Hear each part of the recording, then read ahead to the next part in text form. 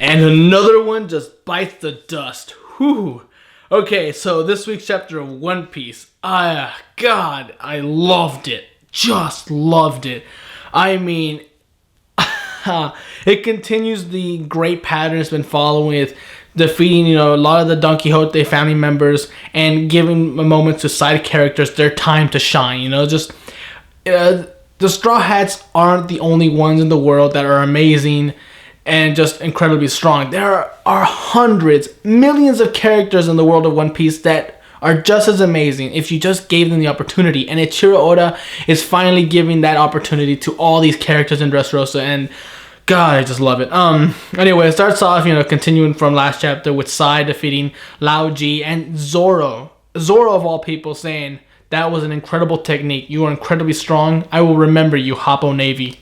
And it's like, damn, if Zoro is able to acknowledge your strength and want to remember you until God knows how long into the future, that's amazing. I mean, immediately that's telling me it's confirmed that Sai, or at least some of the characters in the Hoppo Navy, are going to play a much bigger role in the future of One Piece. Like I said, maybe a war near the end of the manga series. I don't know, but it just gets me hyped up for how they're building up this grand finale of One Piece. And God, it doesn't stop there, because after that we go to Cavendish and Bartolomeo, still fighting with Gladius, and Dellinger is out there somewhere fighting the boxer, the long arm boxer. I don't remember his full name. I'm hoping that's get rectified soon, because he seems interesting as well.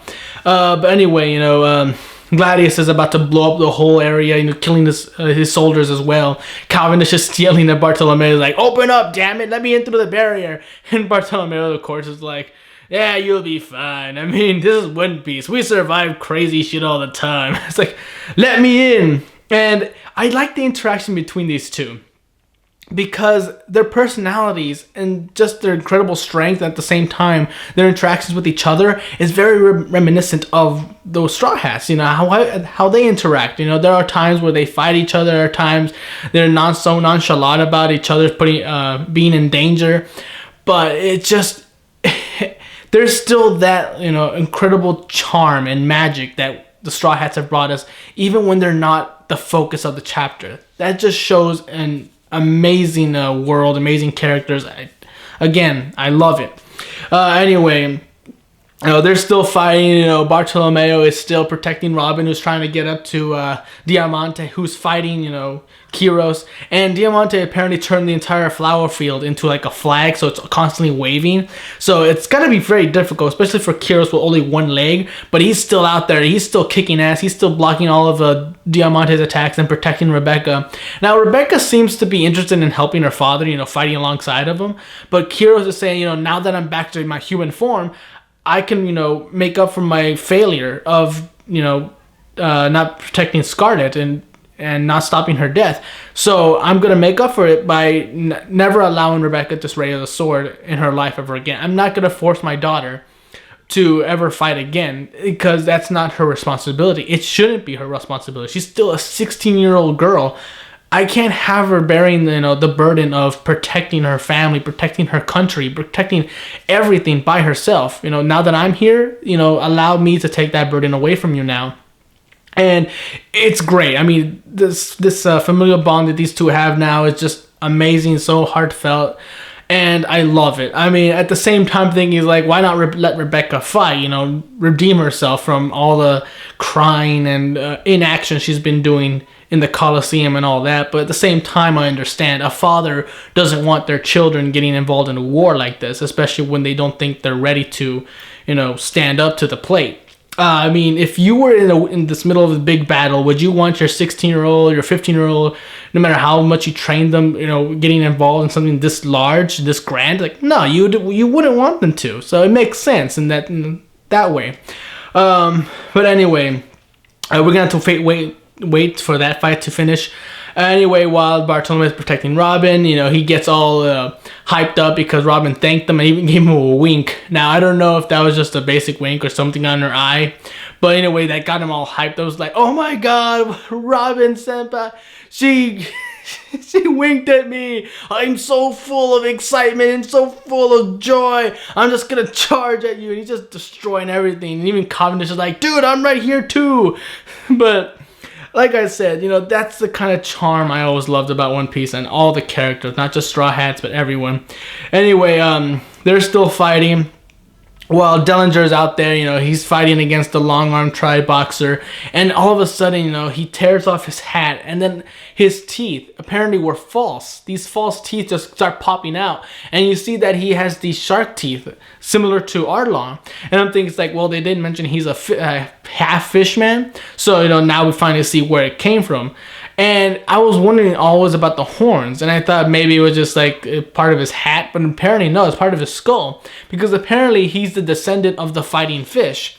Now, I'm thinking exactly how this works, because fishermen have been around for a long time, I understand that, and that's never been a question that they're here, but I'm wondering if we ever question exactly how the evolution chain works with them. If, you know, fish can just mate with humans, or if they eventually turn into fishmen. Because a descendant of the fighting fish, again, I would like to know exactly.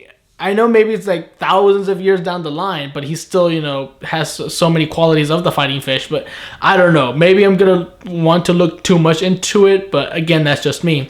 And it looks like he takes a big chunk out of the long-armed tri-boxer's neck and shoulder. Just ouch. And he goes over to help Gladius, like, all right, you know, Gladius, I'm here. And Gladius is like, be careful, you know, we're fighting an enemy that's we've never dealt before. And it's like, and Dellinger's like, are you kidding me? That there's no one that can stand up to us as we work together.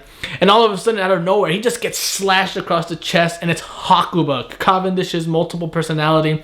And ooh, I mean, his face is always scary because it has no pupils, there's no teeth, nothing. It's just like this blank happy face. You know, if you just like tore off someone's face and tore it into a smile, constant smile, and there's nothing but a black abyss been under that face and like a mask, that's how it looks. This is like, oh, it's so terrifying. Hakuba, stop sending shivers down my spine. Woo! But you know, Dellinger's down, that's what it seems. Now all that's left, I believe, is the 3 top executives and Gladius. I can't really think of any. Oh, and Baby and Senor Pink. Other than that, I don't really know any other Don Quixote family members that are left. Now Gladius is gonna have to go up against Bartolomeo and Hakuba, but I'm guessing Hakuba's not gonna last much longer. It's like a few minute transformation for Cavendish. So maybe it'll have to be Bartolomeo who takes out Gladius. And of course, Frankie take out Senor Pink. And then, you know, Kiros with maybe Robin, who's headed up there, going to take out Diamante. Of course, Zoro versus Pika. That's probably going to be the second to last battle. And Treble's still up there with Don Flamingo. So again, like I said, there's just so many battles, but we're getting so much closer to the end.